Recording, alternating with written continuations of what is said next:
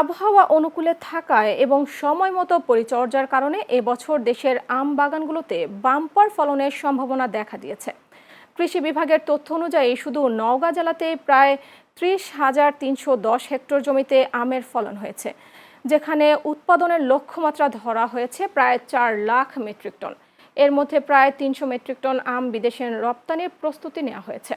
কৃষি কর্মকর্তারা জানিয়েছেন, এবছর পোকামাকড়ের আক্রমণ তুলনামূলক কম থাকায় আমের বড় ধরনের ক্ষতি হয়নি, ফলে ফলন ভালো হওয়ার আশা করা হচ্ছে।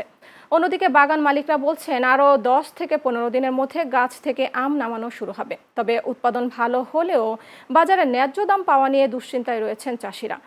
এদিকে চলনবিল অধ্যুষিত নাটোরের গুরুদাসপুরে এবছর লিচুর বাম্পার ফলন হয়েছে।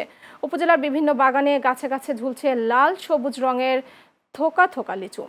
তবে বাজারে আগাম লিচুর দাম কিছুটা কম থাকলেও উৎপাদন বেশি হওয়ায় শেষ পর্যন্ত লাভবান হওয়ার আশা করছেন কৃষকরা।